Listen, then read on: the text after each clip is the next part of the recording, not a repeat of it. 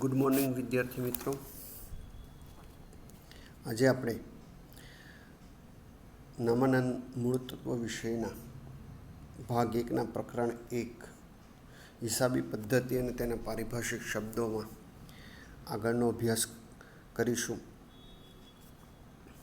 વિદ્યાર્થી મિત્રો, ગત વિડીયોની અંદર આપણે હિસાબી પદ્ધતિ ધંધાની ભાષા છે, હિસાબી પદ્ધતિ વિજ્ઞાન કે કળા છે અને હિસાબી માહિતીના ગુણાત્મક લક્ષણો વિશે અભ્યાસ કર્યો હતો. હવે આજે આપણે હિસાબી માહિતીના ઉપયોગ કરતા અને તેની જરૂરિયાત અંગે આજે અભ્યાસ કરીશું. વિદ્યાર્થી મિત્રો, ધંધાના સ્વરૂપનો એકાકી વેપારીમાંથી ભાગીદારી પેઢીમાં અને ભાગીદારી પેઢીમાંથી કંપની સ્વરૂપમાં વિકાસ થયો છે. એટલે કે પહેલાં મોટે ભાગે ધંધામાં વ્યક્તિગત માલિક એટલે કે એક જ માલિક હતા. પછી જરૂરિયાતના આધારે ભાગીદારી પેઢી અસ્તિત્વમાં આવી અને ભાગીદારી પેઢીમાંથી કંપની સ્વરૂપનો વિકાસ થયો. આ વિકાસના કારણે હિસાબી માહિતીના ઉપયોગ અંગેની સીમાઓ વિસ્તરી. એટલે કે હિસાબી માહિતીનો ઉપયોગ કરનારાઓ જુદા જુદા પક્ષકારોમાં વધારો થયો. મિત્રો, જ્યારે એકાકી વેપારી કે ભાગીદારી પેઢી હોય ત્યારે પેઢીમાં હિસાબો માલિકોના પોતાના અંગત ઉપયોગ માટે તેમજ સરકારી હેતુસર માટે તૈયાર કરવામાં આવે.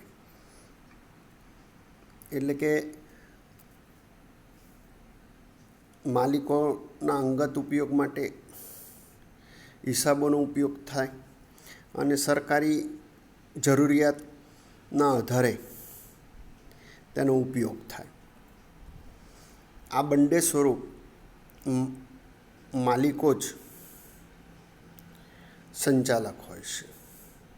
એટલે કે વ્યક્તિગત પેઢી કે એકાકી પેઢી અને ભાગીદારી પેઢીમાં માલિક જ સંચાલન કરે છે અને તેને કારણે માહિતીનો ઉપયોગ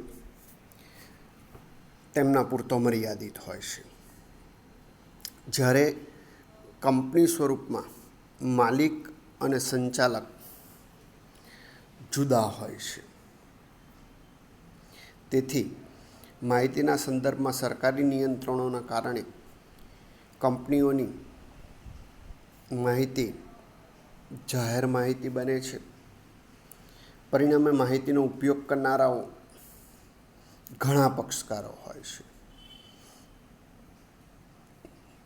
આ પક્ષકારમાં કોનો સમાવેશ થાય અને કેવા પ્રકારની માહિતી તેમને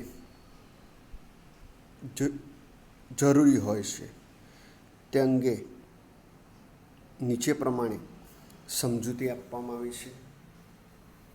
એટલે જુદા જુદા પક્ષકારોને આ માહિતી કઈ રીતે ઉપયોગી હોય છે તેની સમજૂતી મેળવીએ તો સૌપ્રથમ હિસાબી માહિતી સંચાલકોને ઉપયોગી છે. મિત્રો, કંપનીના સ્વરૂપમાં શેર હોલ્ડર માલિક ગણાય છે. એટલે જે વ્યક્તિઓએ કંપનીના શેર ખરીદેલા છે તે વ્યક્તિ શેર હોલ્ડર ગણાય અને શેર હોલ્ડર એ કંપનીનો માલિક છે. અને આવી કંપનીનું બોર્ડ ઓફ ડિરેક્ટર દ્વારા સંચાલન કરવામાં આવે છે. એટલે મિત્રો, શેર હોલ્ડરો દ્વારા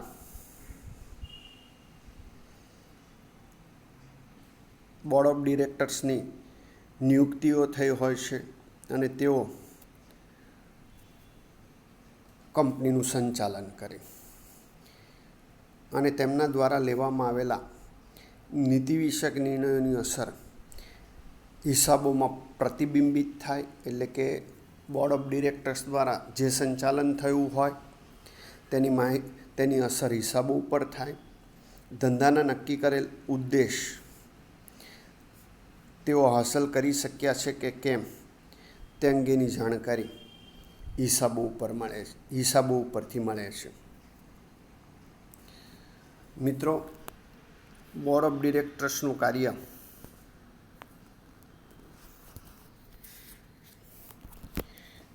આયોજન અને અંકુશના આધારે નિર્ધારિત ઉદ્દેશો પ્રાપ્ત કરવાનું છે. એટલે જે ઉદ્દેશો નક્કી કરેલા હોય તે ઉદ્દેશો માટે બોર્ડ ઓફ ડિરેક્ટર્સ કામ કરે છે. તેઓ આયોજિત અંદાજ અને ખરેખર પરિણામની સરખામણી કરીને વિચલનો શોધે છે.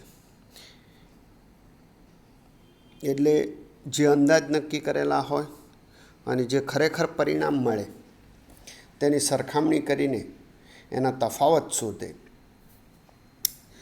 અને આ જે તફાવત હોય, વિચલનો હોય, તેનું પુનરાવર્તન ન થાય તે માટે સુધારાત્મક પગલાં લે છે. હિસાબોને સંચાલક માટે તેની કાર્યક્ષમતા માપવાનું આદર્શ સાધન છે.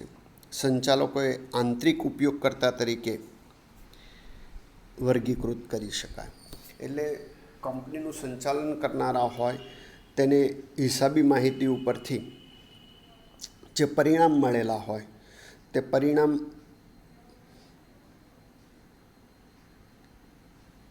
જે ખામી હોય તે શોધીને તેનું પુનરાવર્તન ન થાય તે માટે આયોજકોને આ હિસાબો ઉપયોગી છે.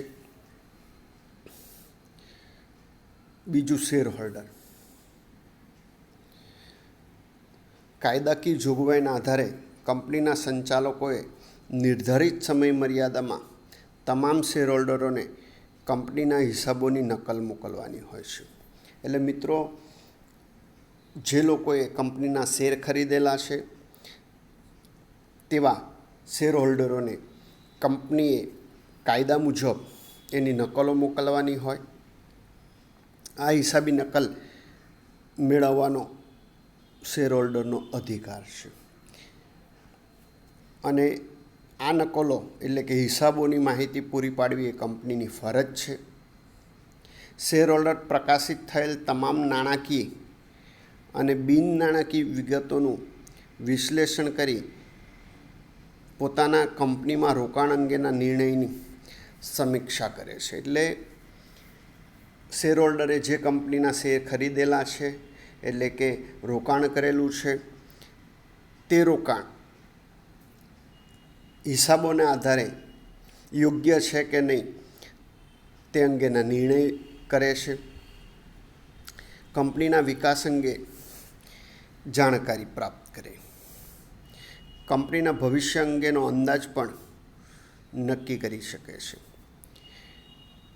આ બાબતના આધારે તેઓ નક્કી કરે છે કે કંપનીમાં શેરનું રોકાણ રાખવું કે નહીં. એટલે પોતાનું રોકાણ કેટલું સલામત છે અને એમાંથી એને કેટલો લાભ મળે છે એ હિસાબોને આધારે નક્કી થાય અને તેના આધારે આ રોકાણ રાખવું કે નહીં તેવા નિર્ણયો શેર હોલ્ડર લે છે. પર્યાવરણની રક્ષા હેતુસર હવે કંપનીઓએ ઈમેલ દ્વારા હિસાબો મોકલવાની શરૂઆત કરી છે. મિત્રો, પહેલાં હિસાબોની પેપર કોપી શેર હોલ્ડરોને મોકલવામાં આવતી, જેને કારણે કાગળનો જે ઉપયોગ થાય તે તૈયાર કરવા માટે પર્યાવરણીય તત્વોનો ઉપયોગ થાય, જેને કારણે પર્યાવરણને હાનિ થાય. આવા સંજોગોમાં હવે કંપની શેરધારકોને ઈમેલના માધ્યમથી હિસાબો મોકલે છે. ત્રીજા ઉપયોગકર્તા સંભવિત શેર હોલ્ડર. આ એવા પ્રકારના રોકાણકારનો વર્ગ છે કે જેઓ પોતે કંપનીના શેર ખરીદવાની ઈચ્છા ધરાવે છે. શેર ખરીદેલા નથી પણ શેર ખરીદવાની ઈચ્છા છે, તો આવા સંજોગોમાં કંપનીના શેરમાં રોકાણ કર્યા પછી તેમાંથી અપેક્ષિત વળતર મળશે કે કેમ તે અંગેની જાણકારી મેળવવા માટે આ વર્ગ દ્વારા કંપનીની હિસાબી માહિતીનો ઉપયોગ થાય છે. એટલે હિસાબી માહિતીના આધારે સંભવિત શેર હોલ્ડર જે છે તે હિસાબી માહિતીનો ઉપયોગ કરીને કંપની શેરધારકોને કેટલું વળતર આપે છે તે અંગેના નિર્ણય લે છે અને તેના આધારે રોકાણ કરવું કે નહીં તે નક્કી કરી શકે છે. એટલે સંભવિત શેર હોલ્ડરો માટે પણ હિસાબી માહિતી ઉપયોગી છે. ચોથું, લેણદારો. લેણદારોમાં ટૂંકા ગાળાના લેણદાર જેઓ ધંધાકીય એકમને ઉધાર માલની સગવડ પૂરી પાડે છે તેનો સમાવેશ કરી શકાય. એટલે ધંધાને ટૂંકા ગાળા માટે જેઓ ઉધારીમાં માલ પૂરો પાડતા હોય તે લેણદાર તરીકે ઓળખાય. આ ઉપરાંત લાંબા ગાળાના લેણદારમાં ધિરાણ કરનાર સંસ્થા કે કંપનીના ડિબેન્ચર હોલ્ડરનો સમાવેશ કરવામાં આવે છે. ધિરાણ કરનાર સંસ્થાઓ એટલે ખાસ કરીને બેન્કો જેવી સંસ્થાઓ કે જે લાંબા ગાળા માટે ધંધાને લોન આપતી હોય છે.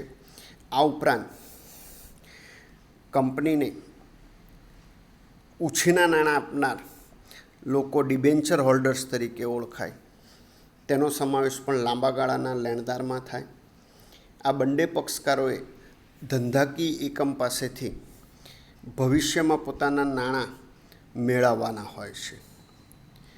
એટલે જે નાણાં ઉછીના આપેલા છે ધંધાને એ પાછા મેળવવાના હોય અને આ નાણાં પાછા મળશે તેનો આધાર ધંધાની કમાણીની સ્થિતિ, આર્થિક સ્થિતિ અંગેની વર્તમાન અને ભવિષ્ય અંગેની જાણકારી મેળવવા માટે પ્રકાશિત હિસાબો ઉપયોગી છે. એટલે જે હિસાબો કંપનીએ પ્રકાશિત કરેલા હોય, હિસાબો તૈયાર કરેલા હોય, એના આધારે લેણદારોને પોતાના નાણાં કેટલા સલામત છે એની માહિતી મળી શકે. એટલે લેણદારોને પણ હિસાબી માહિતી ઉપયોગ કરતા છે.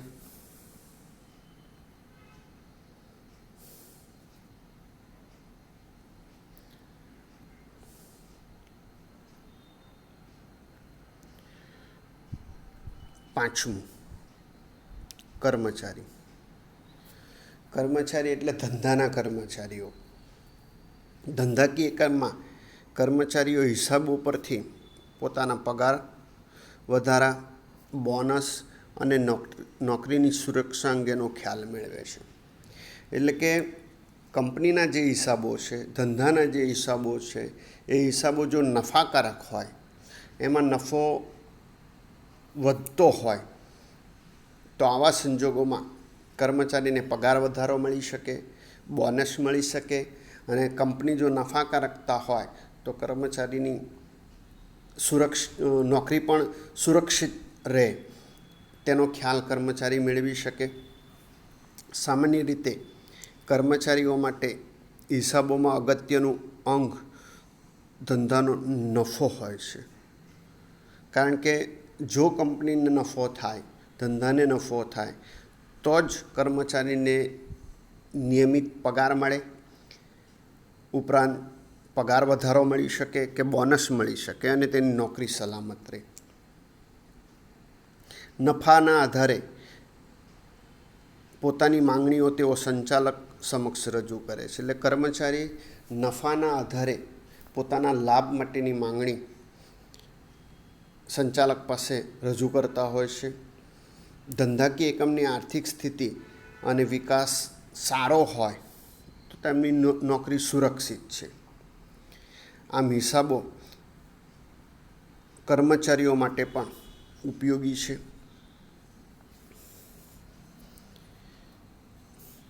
છઠ્ઠું, વેરા અધિકારીઓ.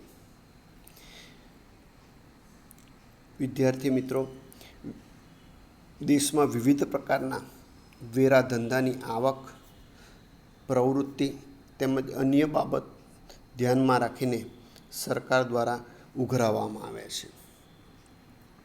એટલે સરકાર જે વેરા ઉઘરાવે છે તે વેરાની ઉઘરાણી અંગે દરેક વર્ષના અંદાજપત્રમાં સરકાર દ્વારા જોગવાઈ કરવામાં આવે છે. આ જોગવાઈ પ્રમાણે વેરાની ચૂકવણી ધંધા દ્વારા કે કંપની દ્વારા કરવામાં આવે છે.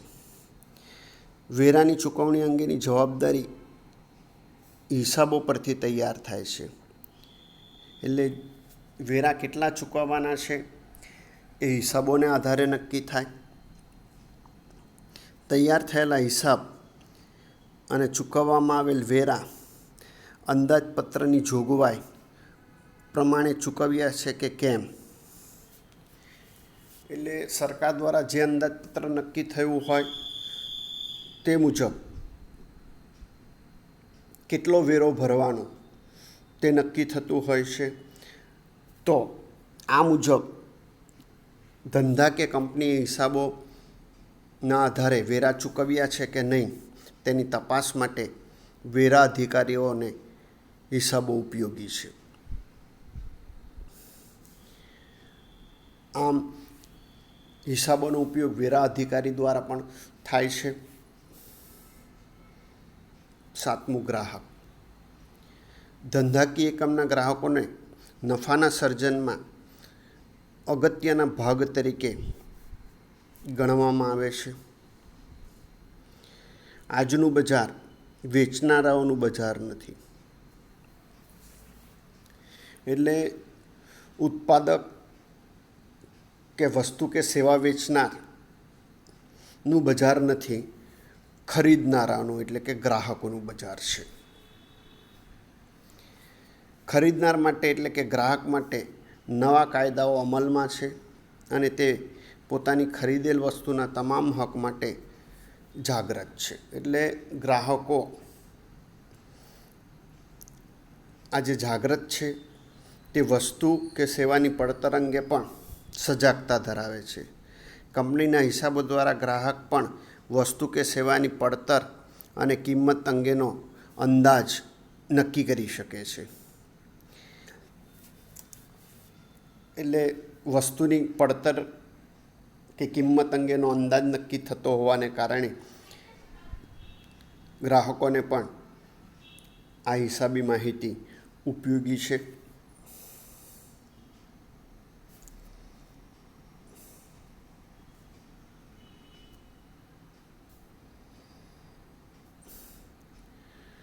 આઠમું, વિદેશી ઉદ્યોગ સાહસિકો. સંદેશાવ્યવહાર અને ટ્રાન્સપોર્ટ સગવડના કારણે વિશ્વ આજે ખૂબ નજીક આવ્યું છે. એટલે ઔદ્યોગિક ક્રાંતિ પછી અને નવા સંશોધનો પછી સંદેશાવ્યવહાર અને ટ્રાન્સપોર્ટ સગવડનો ખૂબ વિકાસ થયો, જેને કારણે વિશ્વ નજીક આવ્યું અથવા તો એના સંપર્કોમાં વધારો થયો. ઉપરાંત આર્થિક નિયંત્રણ, ઉદારીકરણના કારણે હળવા થયા છે. એટલે કે આર્થિક નિયંત્રણો, ઉદારીકરણની જે નીતિ અપનાવવામાં આવી વિશ્વના દેશો દ્વારા, તેને કારણે આ નિયંત્રણોનું પ્રમાણ ઓછું થયું. તેથી વિદેશી ઉદ્યોગ સાહસિકો એકબીજા દેશમાં પોતાની વસ્તુ કે સેવાના વેચાણની ઈચ્છા ધરાવે છે. એટલે કે પોતાના વેપારને વિસ્તૃત કરવા માંગે. ઉપરાંત જે તે દેશની કંપની સાથે પોતાના ધંધાનું સંયોજન કરે એની પણ એની ઈચ્છા હોય. પરંતુ આ નિર્ણય લેતા પહેલાં તેમના દ્વારા જે તે કંપનીના હિસાબોનો ઉપયોગ કરીને કંપનીના તમામ પાસા જેવા કે જે કંપની સાથે જોડાણ કરવા માંગે છે તેની સદ્ધરતા, તરલતા, નફાકારકતા વગેરેનો અભ્યાસ કરવામાં આવે. આ વિશ્લેષણ કર્યા પછી તેમના દ્વારા પોતાના નિર્ણયો લેવામાં આવે છે. આમ હિસાબો વિદેશી ઉદ્યોગ સાહસિકોની દૃષ્ટિએ પણ મહત્ત્વ ધરાવે છે. એટલે જે વિદેશી ઉદ્યોગ સાહસિક પોતાના દેશમાંથી બીજા દેશની અંદર પોતાનું ઉદ્યોગનું વિસ્તરણ કરવા માંગતા હોય ત્યારે પણ એને જે તે દેશની જે કંપની સાથે જોડાણ કરવા માંગતા હોય તેના હિસાબો ઉપયોગી છે.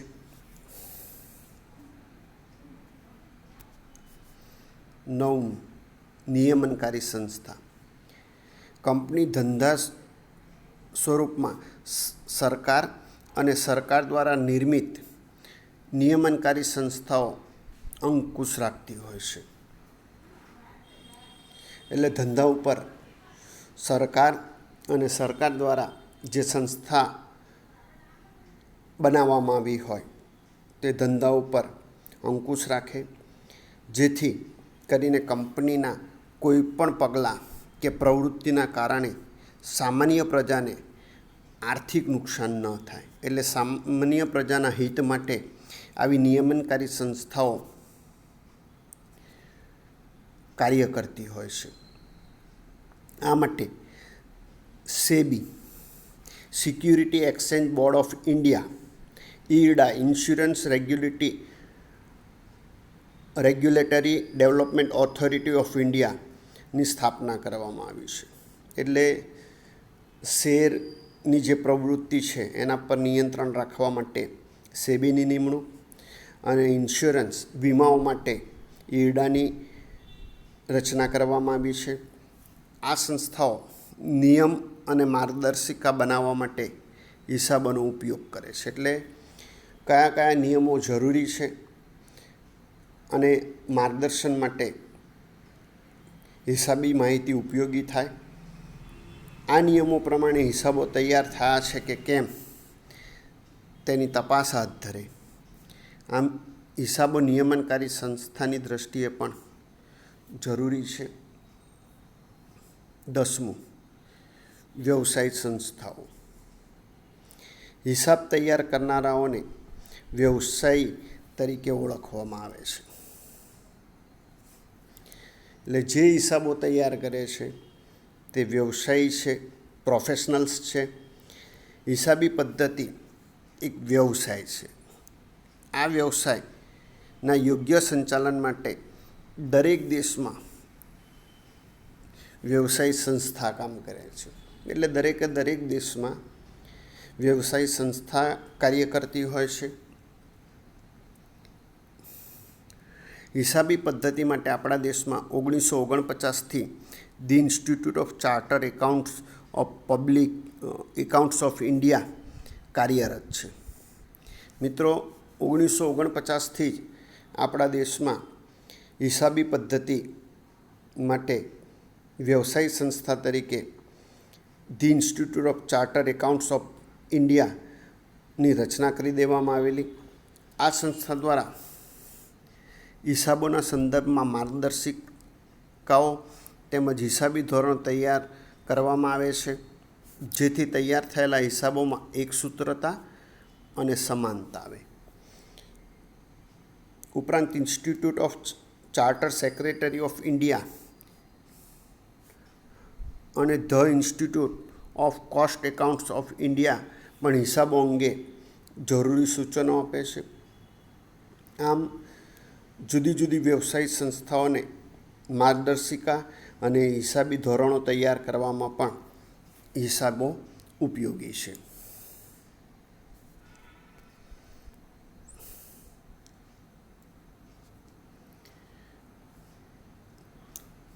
11. સંશોધક અને વિશ્લેષક. હિસાબી માહિતીનો ઉપયોગ કરનાર એક વર્ગ છે સંશોધક અને વિશ્લેષકોનો. આ ઉપરાંત ઉપયોગકર્તાઓને કંપનીની નફાકારકતા કેટલી છે, આર્થિક સદ્ધરતા કેટલી છે, તેની જાણકારી મેળવવા ઉપરાંત નફાકારકતા કે આર્થિક સદ્ધરતા આવી કેમ, એટલે નફાકારકતા ઓછી કે વધુ કેમ, અથવા તો આર્થિક સદ્ધરતા ઓછી કે વધારે કેમ, તે અંગેનું સંશોધન અને વિશ્લેષણ કરવાનું હોય. આ સંશોધન અને વિશ્લેષણ કંપનીને અંગત રીતે અને રોકાણકારોને મદદરૂપ છે. એટલે જે વિશ્લેષણ થયું તેના આધારે કંપનીએ ભવિષ્યના નિર્ણયો લેવાના હોય, એટલે કંપનીને ઉપયોગી છે. અને રોકાણ કેટલું સલામત છે એ દ્રષ્ટિએ હિસાબો રોકાણકારને ઉપયોગી હોય. આ ઉપયોગકર્તાનું યોગદાન પણ નોંધપાત્ર છે. આ વર્ગ પોતાના અંગત હેતુ માટે જ નહીં પણ અન્ય લાભ માટે પણ આ વિશ્લેષણની પ્રવૃત્તિ કરતા હોય છે. આમ હિસાબી માહિતીના ઉપયોગકર્તા માટે પણ જરૂરી છે. ભારતમાં અને વિદેશમાં શાકપત્રતા નક્કી કરતી સંસ્થા આ કામ કરે છે, જેને ક્રેડિટ રેટિંગ એજન્સી તરીકે ઓળખવામાં આવે છે.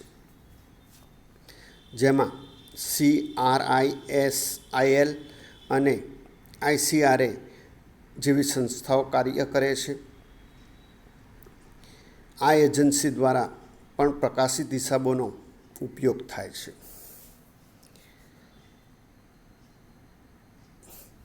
બારમું, સરકાર. દેશના કાર્યક્ષમ અને અસરકારક સંચાલન માટે તેમજ વહીવટ અંગેની જવાબદારી સરકારની છે. એટલે સંચાલન અને વહીવટ સારી રીતે ચાલે છે એ સરકારની જવાબદારી છે. સરકાર દ્વારા દેશના વિકાસ અંગેની નીતિ તૈયાર કરવામાં આવે છે. આ નીતિના ઘડતર માટે પૂરતા પ્રમાણમાં સુસંગત માહિતી જરૂરી છે. કંપની દ્વારા હિસાબોમાં રજૂ કરેલ માહિતીનું એકત્રીકરણ કરીને તેનો ઉપયોગ દેશની નીતિઓ ઘડવામાં કરવામાં આવે છે. સરકાર નીતિ વિષયક નિર્ણયોમાં આ માહિતીનો એટલે કે હિસાબી માહિતીનો ઉપયોગ કરે છે. એટલે આ ચર્ચાઓ પરથી એવું કહી શકાય કે હિસાબી માહિતીનો ઉપયોગ કરનારાઓને હિસાબી માહિતી ખૂબ જ ઉપયોગી છે.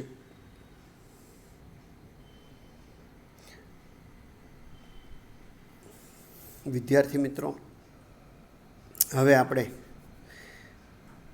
હિસાબી પદ્ધતિના પારિભાષિક શબ્દો અંગે અભ્યાસ કરવાનો છે. તેની પ્રાથમિક માહિતી મેળવીએ તો શિક્ષણ જુદા જુદા ક્ષેત્રોમાં મેળવવામાં આવે છે. શિક્ષણ દ્વારા જુદા જુદા ક્ષેત્રમાં એટલે કે શિક્ષણ જુદા જુદા ક્ષેત્રમાં આપવામાં આવે. કોઈ એન્જિનિયર બને, કોઈ ડૉક્ટર બને, કોઈ કલાકાર બને, કોઈ ખેલાડી બને. એટલે દરેક વ્યક્તિ પોતાના પસંદગીના ક્ષેત્રમાં શિક્ષણ મેળવતી હોય છે.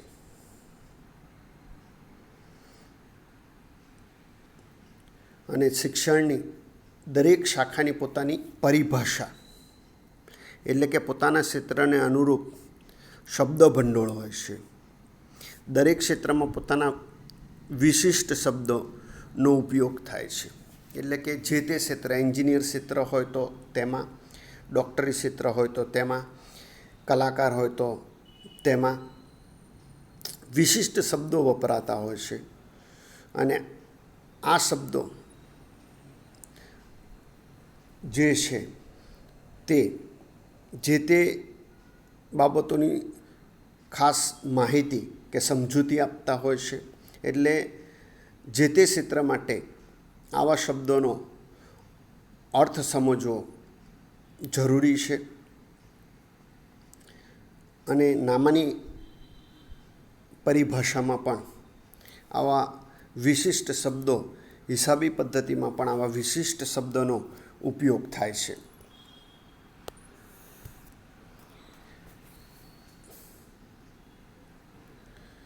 એટલે હિસાબી પદ્ધતિમાં આવા જે વિશિષ્ટ શબ્દોનો ઉપયોગ થાય છે તેને પારિભાષિક શબ્દો તરીકે ઓળખવામાં આવે છે.